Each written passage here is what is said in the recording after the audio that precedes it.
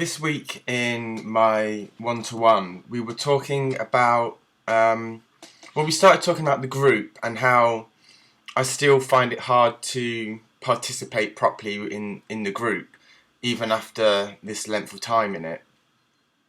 And what came to our attention was my difficulty in talking with groups, whether it be groups of people, random people, or groups of friends, is that unless I'm spoken to directly or asked for my opinion, I really don't know how to join conversations. Or I don't know how to, I don't know, where do you come in when everyone's talking? At what point do you come in where it's not rude or you're not cutting over someone and things like that? And it's that difficulty that we're going to try and challenge now, to see if I can participate more in group, because sometimes in group I do have an opinion, but I just don't know how to get that opinion out. I don't know when to say anything or when not to say anything. It's just sort of, I don't know, and by the time it gets round to me and someone asks for my opinion on it, I've forgotten what I wanted to say, or it's not relevant because the conversation has moved on. So I think it's going to be a challenge, because I've noticed, especially over the past couple of years, well, not couple of years, especially the past year, my ability for conversations has deteriorated. I don't know why. I just can't seem to keep a conversation or have the interest in a conversation. You know, there's things like I don't ever say. I never ask someone how they're doing, how their day's been. I never put this interest in other people's lives. So what that means, that a conversation is always based around me or how I'm feeling, and whenever someone asks me or engages me in a conversation, I feel like I'm on a stage. You know, I feel like I'm acting and I've got to say certain things and I've got to respond in a certain way because it's expected of me, and that's why I don't like, well, I was going to say I don't like silences, but I'm good with silences. I'm okay with silence until someone says, "Why are you so quiet? What's wrong?" Then instantly that puts all the pressure on me again to find something to say, when, you know, a lot of the time I don't actually have anything I really want to say. And I think this ties in with my lack of interest in other people, because of that lack of interest, I don't ask people how their days are gone. So, you know, maybe that's something I should challenge, because, you know, losing the power of conversation is going to be a major backstep, I think. So, I don't know, but it's the weird bit, it's just the starting of a conversation.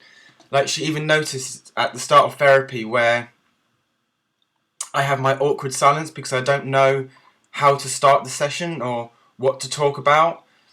And, you know, once I get talking, I'm fine. But it's literally just that opening part. So, hopefully we'll see that's something I can improve on. This week in therapy, we were talking about, again, this whole conversation subject of how hard I find it to make conversation. But we also spoke about what my feelings were for coming home for Christmas. And it's weird because I can only compare to how I was this time last year. And, you know, this time last year I was suicidal, I was depressed, I was ruined by the medication, you know, I was the crisis team, there was everything. I was in such a bad place. And this year I'm going home quite positive. I mean, you know, back then I'd had 3 months of therapy and all of it had been bad.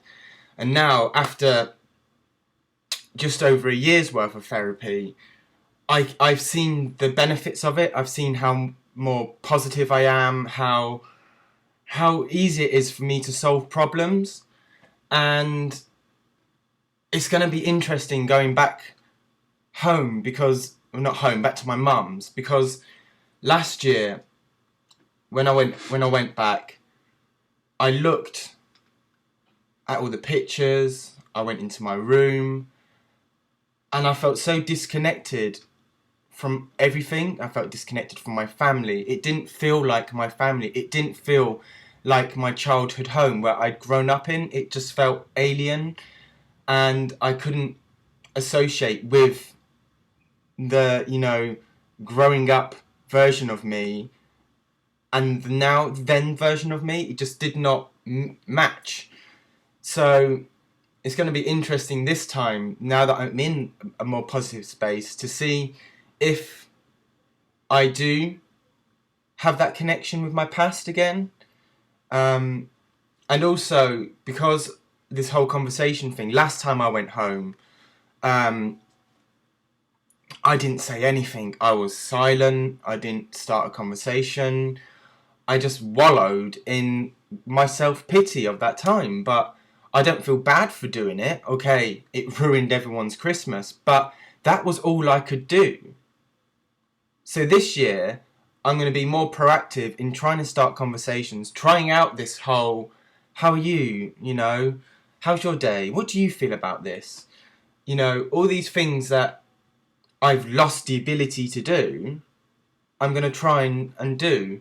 So, yeah, I mean, for yourselves, go and look back at the videos from November to December last year and just compare them to the ones from this year, and you'll see the big difference. You know, it's this work on my personality's done. You know, I can't sing enough praises for it.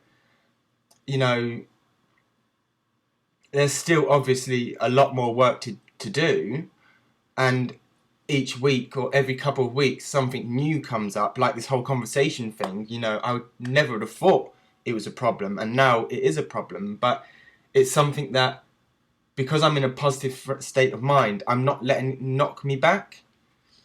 You know, I know there's a long way still to go, and I know we haven't even touched on the psychosis parts of my personality. But thank fucking God I'm not in the same position I was this time last year. I am so fucking glad.